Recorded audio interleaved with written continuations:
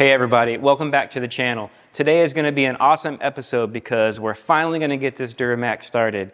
Hopefully, we can get it to run and idle, so stay tuned. All right, to keep myself somewhat organized, I have a list of things here that have to be done before we can actually get this thing started. So the first thing on the list, oil, pretty self-explanatory, and I have already filled it and checked the level, so that's good to go. I bought battery cables and batteries. I have the harness ECM TCM pedal. I got an intake from K&N and a mass airflow sensor, so we got to put that together. Starter solenoid, I'm going to have to just run a wire for that for now. I have my scanner because we have to be able to see fuel wheel pressure, because if we don't have a certain amount of pressure, which I don't know what it is right now off the top of my head, so I'll have to look that up, the engine's not going to start. And I need to make a makeshift fuel system, which is basically just going to be a fuel can with some hose running in and out of it. So, all right, so the brains behind this whole operation is this standalone harness kit from dmaxswap.com. You can see it right there. So Adam and his team over in Florida basically took my factory harness. I pulled everything off and sent it to them, and they reworked the whole harness, cleaned everything up, got rid of everything that wasn't needed, reloomed everything, labeled everything, tuned my TCM and ECM for this project, and sent everything back to me in just about 4 or 5 weeks or so. The quality is awesome, and I super appreciate Adam and his team from dmaxswap.com. So if you're thinking of doing a Duramax swap of your own, definitely check those guys out. Before we get started hooking anything up, I want to go over the harness real quick. So I have it broken up into its 3 major sections. So starting with the first section here, this section has the ECM and the TCM. It also has all of your breakouts if you were going to use the cruise control system, and it has all of your instrumentation stuff like your tachometer, your ECU, your check engine light, your torque converter control. So all that's broken out here and labeled, which is awesome. Also, it has your fuse box and your constant 12-volt source and your switched source that turns on the computer, and you have your OBD2 port, so you can hook up your scanner and check for codes and everything like that. So that's that first section. The second section here is actually the engine section, so it's going to have your 2 connectors that connect right there and there, that connect your engine harness to the ECM, TCM. You have your mass airflow sensor connector. You have your all-important ground connector, has to be attached to the engine block. And you also have your alternator connector. So that's going to go on the engine. And the last section here is your transmission section. So it has your main connector for your transmission, and it has all of your speed sensors for your input shaft, your turbine, and your VSS, or vehicle speed sensor. So that's pretty much the overview of the harness. So let's get that installed. Okay, so the first thing I'm going to do is get the transmission portion of the harness hooked up.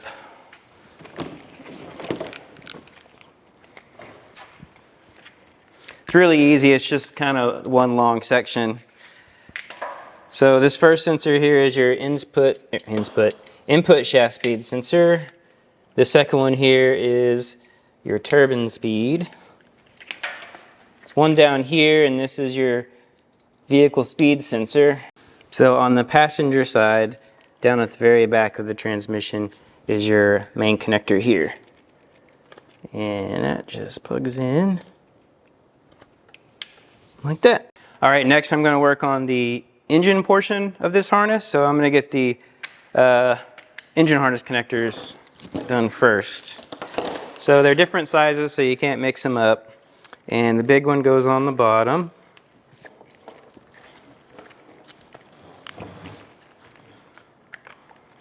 So you just slide it in, and then you pull these little levers back, and it clicks it into place.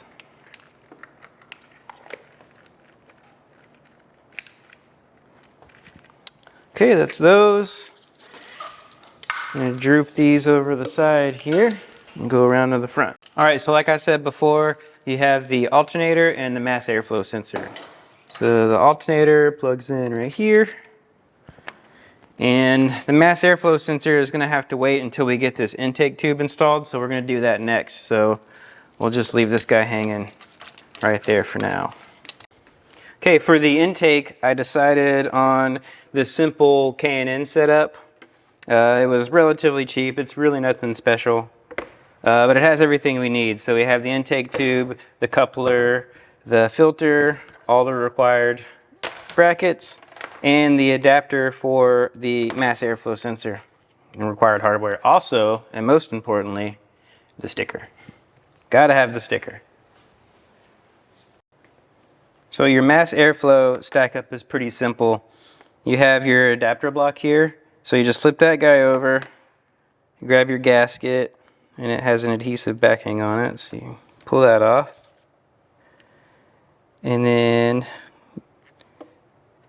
line it up like that.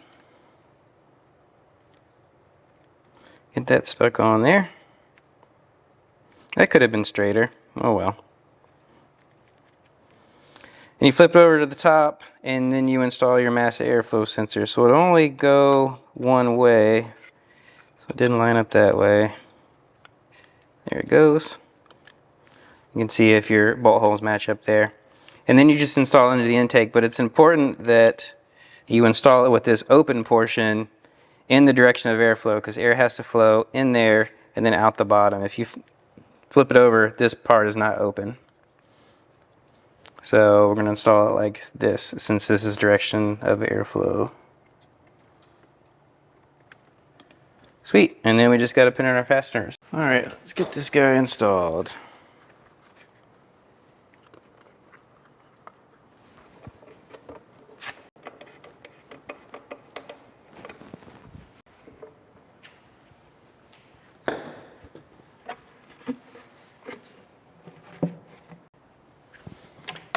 Loosen that up a little bit and let it rest on this bracket. Once I get the course port and everything back on, I'm going to have to build a little bracket to support this thing. Now for the air filter. Here we go. All right, on there good enough. Okay, now we can hook up the mass airflow sensor. Just gonna route it right over top, since I'm not really concerned about making it pretty right now. Sweet. All right, so update on the list. So I have the harness, the ECM, and the TCM hooked up, but I still need to hook up the pedal, and I forgot to mention that, so we'll go do that real quick. Intake and mass airflow sensor is done. And okay, that's where we are. Let's go hook up that pedal. All right, so the pedal is actually, or the hookup for the pedal is actually in that first part of the harness. And I forgot to mention that earlier. So that's this guy right here. And I also picked up this pedal from DuramaxSwap.com. So go check those guys out.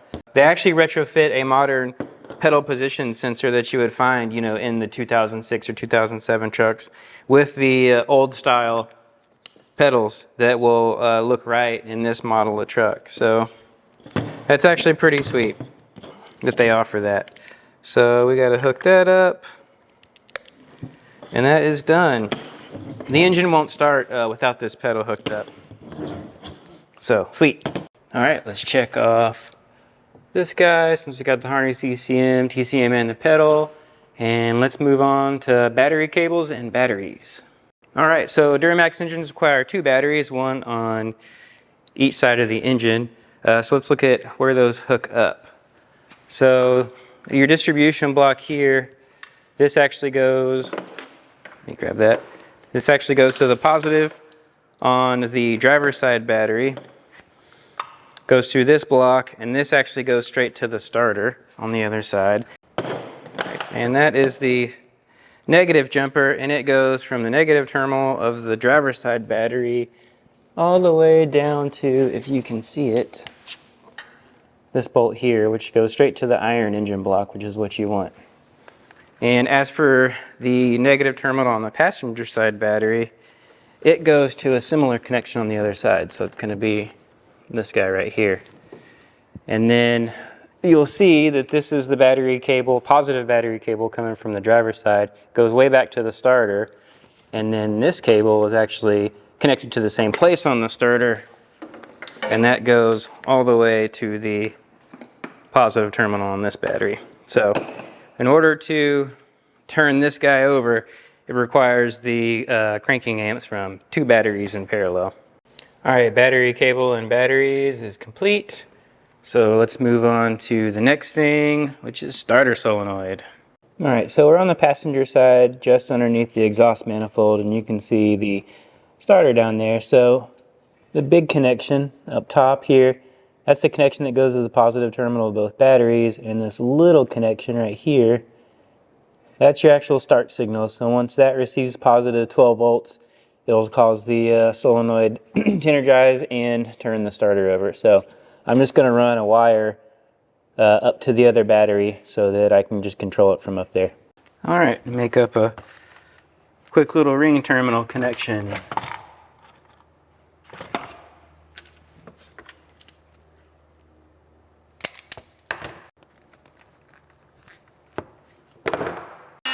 These heat shrink connections are pretty sweet. I know this is temporary, but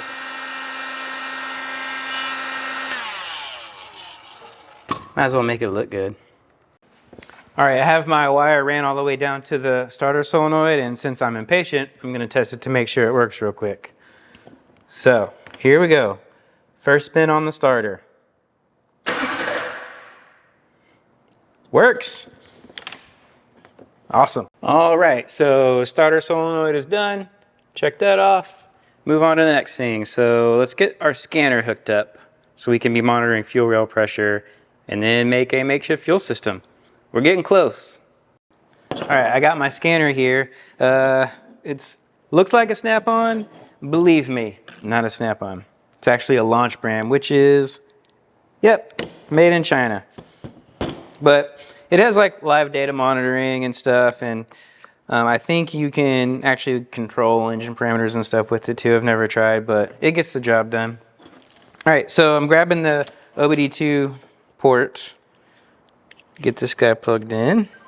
But before we can read any codes, we have to make sure that the ignition is on, which is this pink and black wire, so that has to have power. Okay, so I have the ignition wire powered up by the most robust possible method. You can see that. All right, so I'm showing 2 fault codes here. One is for the maintenance indicator lamp, and that's an expected code because I don't have that wire connected. And the fuel pump relay control circuit, I actually don't know what that one's for because these engines don't have fuel pumps. The CP3 basically pulls the fuel straight from the gas can, almost exactly like I have it here. So don't really know what that one is for, so I'll have to look into that one. All right, let's go find our fuel pressure. Okay, read data stream, engine data display, engine data 1. Actual fuel rail pressure. Let's go. And desired fuel rail pressure. Okay. Sweet. All right, so our actual fuel pressure, just over 100 PSI. And with the ignition on, engine not running, desired is just over 6,700. All right, I have my fuel supply and my fuel return plumbed in to some fuel hose, running all the way down to my super complicated fuel system, which is just a fuel can filled with diesel. All right, the next thing you have to do is to prime in the fuel system, which I've already done, but all it entails is opening up this little bleeder screw and then hitting this plunger until fuel comes out. As soon as that happens, you can shut the bleeder screw and your system is bled in. All right, scanner and fuel rail pressure, got that, and makeshift fuel system, got that. All right, well that's the list. Hopefully I'm not forgetting anything because the next step is to start this guy. All right, for the moment we've all been waiting for, let's see if this thing is gonna start. Here goes nothing.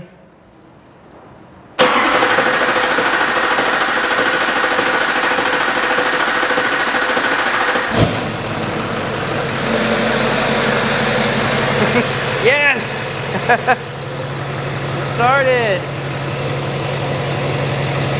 All right, and actual fuel rail pressure is right where desired fuel rail pressure is, so that's really good. Oh man, it sounds so smooth. I'm actually pretty surprised.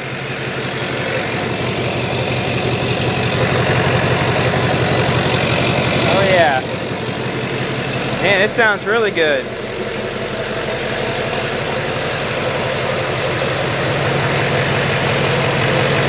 Yes! Woo! All right. Don't want to run it for too long since it doesn't have a cooling system. And I don't want to burn out the pump in the transmission either. I really need to get that transmission cooler circuit done so I can put transmission fluid in it. But hey, it ran. That is so awesome. I'm gonna shoot you straight. I was a little bit nervous to start this engine, this being my first diesel build and all, but I couldn't be happier with the way that it sounds. Sounds pretty healthy, actually.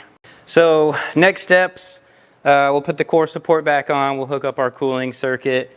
Got to make a couple more connections for where the heater outlet and heater inlet go. I need to finish up the intercooler piping as well. And then after that, it's going to be setting the cab back down, putting the fenders on, and kind of figuring out where everything else is going to land. Like, we're going to have to figure out how to support the intake tube, where are we going to put our coolant expansion tank. So just things like that. Like I said a minute ago, I need to figure out the transmission cooler routing. So I don't want to route it to the actual radiator because I want to minimize the load on the radiator since it's a smaller radiator than what the LBZ would normally have come with. So I'm just going to do an external cooler with a fan setup back here for the transmission. Super stoked on how it turned out. It sounds great, it sounds healthy, and it didn't put any extra holes in the block. So that's always a good thing. I know some of you guys are asking, what about oil? Yeah, I thought about that too. I did run it again real quick just to make sure that I had enough oil pressure at idle, and it's just over 70 pounds at idle, so I'm gonna call that good. All right, that's where I'm gonna call it for this episode. Thanks so much for sticking with me during this build, and I know we're nowhere near complete. So much more left to do, obviously, but I'm just so excited to be at the point where we have a running engine. It's such a huge milestone. So thanks for sticking around. If you like what you see, please hit that like button and consider subscribing, and I'll see you on the next one.